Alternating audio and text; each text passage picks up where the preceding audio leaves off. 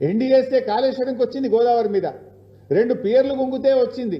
ఆడ 2000 కోట్ల రూపాయల డయాఫ్రేమ్ వాళ్ళు కొట్టుకపోయి గైడ్ వాళ్ళు కొట్టుకపోతే 5 ఏళ్ళైనా ఎన్డీఎస్ఏ ఎందుకు పోదు?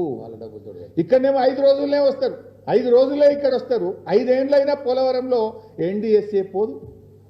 5 నెలలైనా ఎస్ఎల్బీసీ టనల్ కుప్పగూలితే ఎన్డీఎస్ఏ రాదు. కిషన్ రెడ్డి పంపడు, ఎన్డీఎస్ఏ రాదు. ఎందుకు రాదు?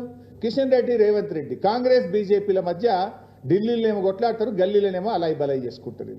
ఈ రాష్ట్రంలో ఇద్దరు కలిసిపోయింది. కలవకపోతే ఎస్ఎల్బీసీ టనల్ కుప్పగూలి ప్రాజెక్టు భవిష్యత్తు ప్రశ్నార్థకమైతే ఎందుకు ఎన్డీఎస్ఏ రాలేదు? నేను అడుగుతా ఉన్నా. ఇలా పోలవరంలో కూలిపోయింది, మరి అక్కడ ఎన్డీఎస్ఏ పోలే. ప్రత్యామ్నాయ డిజైన్లు చేసిండ్రు, రిపేర్ స్టార్ట్ చేసిండ్రు. ఇప్పుడు కొత్త డయాఫ్రేమ్ వాళ్ళు కట్టనే ఉన్నారు. మరి ఆడ కట్టినప్పుడు ఈడెందుకు కట్టరు? ఈడ ఎన్డీఎస్ఏ పేరు మీద ఎందుకు కాలయాపన చేస్తున్నారు? అంటే పోలవరంకో నీతి, కాళేశ్వరంకో నీత, కాళేశ్వరంకో నీతి, ఎస్ఎల్బీసీ టనల్కు ఇంకొక నీత.